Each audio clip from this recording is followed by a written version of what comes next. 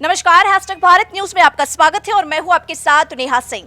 इन दिनों झारखंड में IT, CBI या ईडी की ताबड़तोड़ कार्रवाई चल रही है। फिलहाल चर्चा में कांग्रेस सांसद धीरज साहू बने हुए हैं, क्योंकि आईटी विभाग की तरफ से लगातार उनके कई ठिकानों पर कार्रवाई की गई है, छापेमारी की गई है और आज चौथे दिन भी उनके रांची आवास पर छापेमारी की गई है। फिलहाल इन तमाम जानकारी के लिए हम अपने सहयोगी को जोड़ेंगे। हमारे सहयोगी नैयर हमारे साथ है। दर्शकों को ये पूरा मामला वो बताएंगे कि आखिर क्या कुछ निकल कर सामने आ रहा है। नैयर, ये बताइए कि पिछले 3 दिनों से लगातार आईटी की जो रेड है और इसमें क्या कुछ निकल कर सामने आया, क्योंकि आज चौथे दिन भी आज उनकी कार्रवाई जारी है। देखिए, सबसे पहले जो आईटी की जो रेड पड़ी वो लोहरदगा आवास और उड़ीसा के आवास में, जो धीरज साहू का आवास माना जाता था, वहाँ छापामारी की गई और छापामारी में लगभग 300 करोड़ रुपए निकलने की बात कही गई है। और हालांकि इसकी अभी इनकम टैक्स के द्वारा पुष्टि नहीं की गई है और ये देखने वाली बात होगी, लेकिन इतना तय है कि यह बातें छन कर आ रही है कि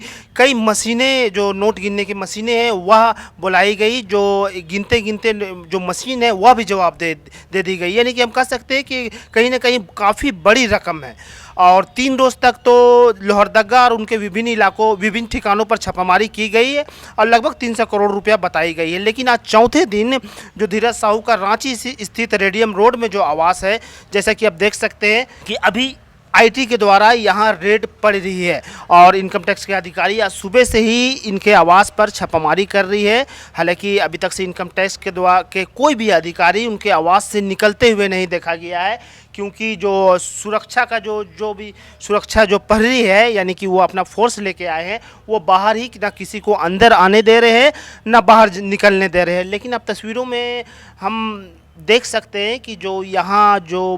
घर का जो कार्य करते हैं वो लोग के अंदर काफ़ी गहमा गहमी है। आप तस्वीरों में यह भी आप देख रहे हैं कि जो रांची स्थित जो आवास है उनका काफ़ी आलीशान है और ये जो जिस जगह बनी हुई है वह काफ़ी पॉश इलाका माना जाता है, क्योंकि यहाँ से 500 मीटर की दूरी पर एसपी आवास है, 1 किलोमीटर की दूरी पर सीएम आवास है, स्पीकर आवास है। तो हम कह सकते हैं कि काफ़ी पॉश इलाका है और इतनी बड़ी आलीशान इमारत, जो कहा जाता है कि इसके घर के अंदर वह काफ़ी सुख सुविधा है जो रांची के अन्य जो मकान है वहाँ नहीं दिखती है। अंदर क्या सुख सुविधा है ये तो धीरज साहू और उनके परिवार वाले जानते होंगे, लेकिन इतना तय है कि इनकम टैक्स के अधिकारी जब से वो घुसे हैं वो एक बार भी बाहर नहीं निकल पाए हैं। तो कहीं ना कहीं शक है कि इस आवास में भी इनकम टैक्स को कुछ ना कुछ हासिल हुई है, इसलिए वह अंदर नहीं निकल पा रहे हैं। और तस्वीर यह भी बता रही है कि जो रांची स्थित इनकी जो आवास है वहाँ काफ़ी महंगी महंगी गाड़ियाँ हैं। आप तस्वीरों में देख सकते हैं काफ़ी महंगी महंगी गाड़ियाँ इनके आवास में, और इनका आवास में हालांकि उनके कोई भी पारिवारिक सदस्य नहीं रहते हैं,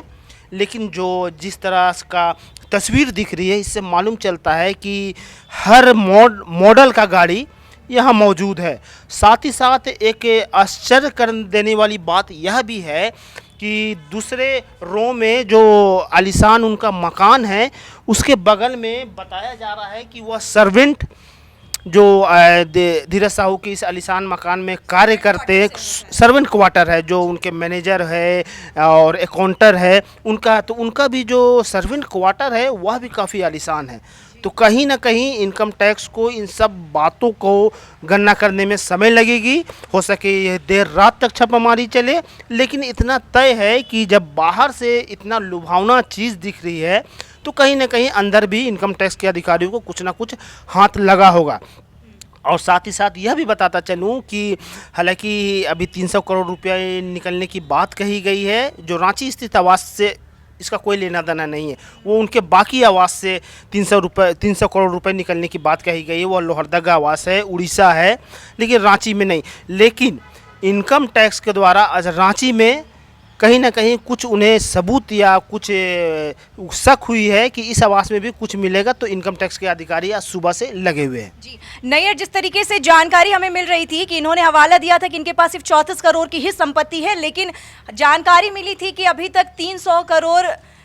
कि आईटी रेड पड़ चुकी है, तो इस पर क्या कुछ कहेंगे कि उनका कहना है कि फिलहाल हमारे पास सिर्फ 34 करोड़ की संपत्ति, लेकिन जिस तरीके से हमने कैमरे के माध्यम से इनके आलिशान बंगले, इनके सर्वेंट क्वार्टर्स दिखाएं, इतने मॉडल्स की गाड़ियां दिखाई, तो क्या ये कहीं लगता है कि सिर्फ 34 करोड़ की ही संपत्ति है ये? जी, ये बिल्कुल सही बात है, क्योंकि जब हल्फनामा चुनाव के समय धीरज साहू के द्वारा दिया गया तो वो जो अपनी प्रॉपर्टी जो बताया जाता है उसमें सिर्फ 34 करोड़ रुपए बताया गया, लेकिन जब नगद 300 करोड़ रुपए मिलना तो कहीं ना कहीं धीरज साहू को परेशानी में डाल सकता है। और जैसा कि हैशटैग भारत न्यूज़ की टीम ने जिस तरह से स्टडी की है तो उससे यह भी मालूम चल रहा है कि ये इनकम टैक्स के अधिकारियों के पास जब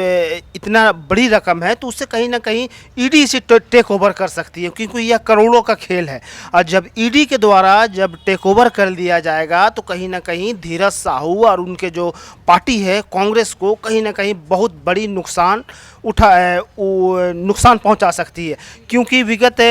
दिन जैसा कि आपने कहा कि झारखंड में सीबीआई और ईडी की रेड तो लगातार चल रही है, तो इससे पहले भी ईडी के द्वारा काफ़ी बड़ी रकम बरामद की गई है जिसमें झारखंड के आईएएस फंसे हैं, और यहाँ तक कि कई ऐसे नेता भी हैं जो इनकम टैक्स ईडी के रडार में हैं, चाहे वह अवैध खनन मामला हो, यानी कि बहुत से ऐसे मामले हैं झारखंड में जो मुश्किल खड़ा कर सकती है अगर ईडी धीरज साहू के केस को अगर टेक ओवर करे। नेहा, नैयर, हम बात करें तो अगले साल लोकसभा चुनाव भी होने वाला है, जिसको लेकर सियासी घमासान शुरू है। तो ऐसे में कहीं ना कहीं आपको लगता है कि जिस तरीके से कांग्रेस के इतने बड़े नेता हैं, वो सांसद हैं, तो उनके यहाँ जिस तरीके से आईटी की रेड पड़ी है तो कहीं ना कहीं ये क्या कांग्रेस पार्टी को कमज़ोर कर सकती है? देखिए, हम कह सकते हैं कि जैसे कि पक्ष हमेशा यही कहता आ रहा है झारखंड में, हेमंत सोरेन हमेशा यह कहते आ रहे हैं कि हमारी सरकार को बदनाम करने की कोशिश की गई है। जब से हमारी सरकार बनी है तो सेंट्रल ने ईडी को हमारे पीछे लगा दिया, सीबीआई को हमारे पीछे लगा दिया, तो कहीं ना कहीं इससे हमारा जो हम कह सकते हैं कि जो उनका जो शख्सियत है जेएमएम पार्टी या कांग्रेस पार्टी का, उसमें कहीं ना कहीं कमी आ सकती है। और साथ ही साथ यह भी बात सामने आ रही है कि ईडी के द्वारा जितना रकम बरामद हुई है उससे ज़्यादा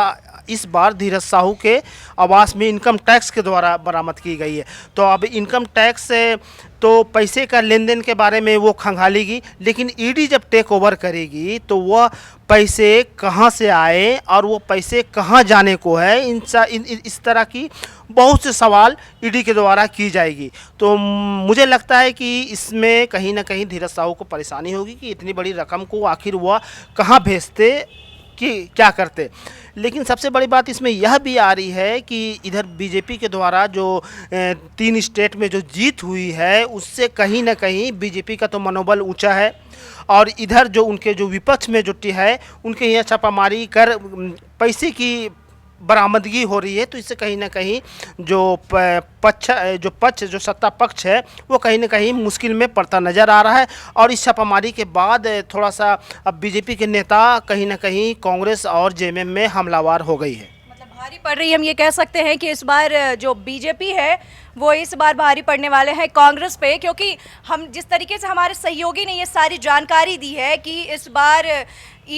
जो आईटी की रेड पड़ी है उस पर इतने सारे भारी रकम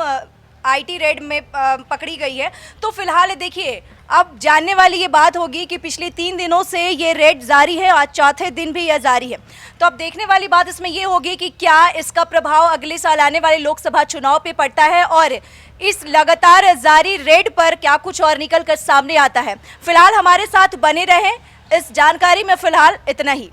अपने सहयोगी मशहूद के साथ रांची से मैं नेहा सिंह।